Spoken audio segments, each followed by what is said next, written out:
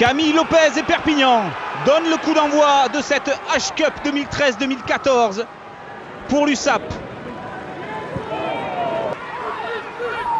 Et tout de suite le contest des Cherry and White. Taofi Fenoua, Sébastien en percussion qui passe par le sol. Durand qui écarte ce ballon avec Lopez. La passe au pied.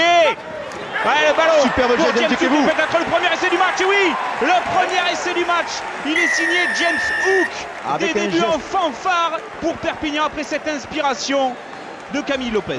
Transformation compliquée en coin dans le silence de Kingsholm. Superbe coup de pied qui va passer, 2 points de plus et 7-0 pour Perpignan. Ouais, James Hook qu'on s'est amusé à observer lors de l'entraînement, qui n'a pas manqué beaucoup lors de son échauffement et qui le prouve lors de son premier jeu au pied. On le voit encore une fois, ce superbe geste d'Ndjekébou qui repermet à Hook de marquer. On est parti sur un rythme, de niveau de H-Cup, il n'y a pas photo. On est bien dans cette nouvelle compétition qui démarre, qui débute. Et malheureusement, au-delà de la compétition qui débute, il y a un arbitrage aussi nouveau sur lequel il faut s'adapter. Et ça passe. 3 points, les 3 premiers points de Gloucester.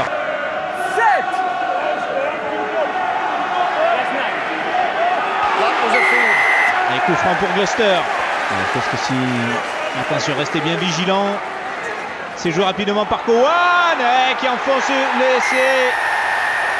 Voici la réaction de Gloucester. Cowan qui permet à son équipe de prendre pour la première fois l'avantage dans ce match.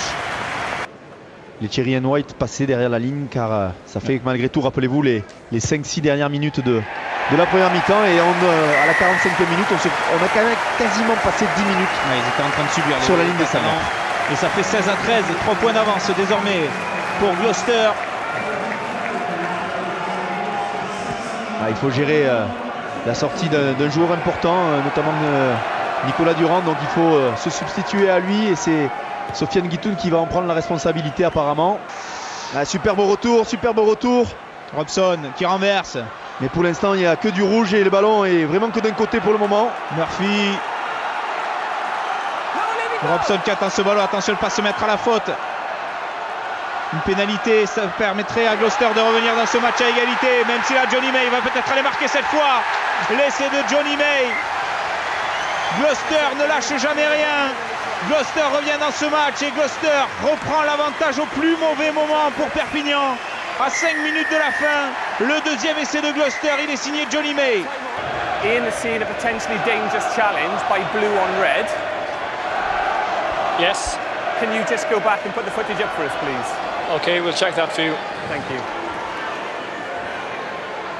Là, on voit le plaquage dans un premier temps. Maffi. Alors, il qui... ne faut pas qu'il dépasse les éoles. Ouais, il ne faut pas qu'il dépasse les On va le voir sûrement même les épaules. Mieux. Alors, il lui prend la jambe d'un côté. Il est clair qu'il le retourne, mais il l'accompagne vraiment. Oui, il ne le retient pas suffisamment. Il vient l'aplatir au sol. Et surtout sur la tête. C'est vraiment, on va voir de ce côté, mais c'est vraiment la tête qui rentre en contact en premier avec le sol. Voilà, c'est la tête qui rentre en premier, donc ça risque d'être... Et il pourrait être cité pour ça. Alors, vous ne le voyez pas à l'écran, mais l'arbitre, avec son assesseur, s'est mis devant le grand écran pour se faire son idée, bien évidemment. Leighton, are you happy to do your own decision? Yeah, Tim, I've got a clear view on that and I'll make a decision, okay? Okay, thanks. He's lifted the player above the horizontal and driven him into the ground where his head and neck has come into the contact with the ground first. Therefore, I'm going to issue a red card to blue 12. C'est un carton rouge. I agree with that. Okay. Carton rouge pour Lifeimi Maffi. Ouais, l'explication est que la tête est rentrée directement en contact avec le sol en premier, et donc forcément...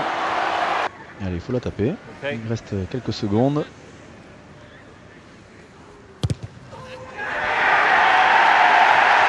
Et ça rentre. 100% photo prise. 27 à 22. Non, il a manqué la transformation. Ah, pardon. 27 à 22. C'est terminé. Le soulagement de Nigel Davis. Perpignan est décidément maudit sur le sol anglais. Nouvelle défaite en Angleterre, mais point de bonus défensif pour les Catalans. 27 à 22 pour les Cherry and White.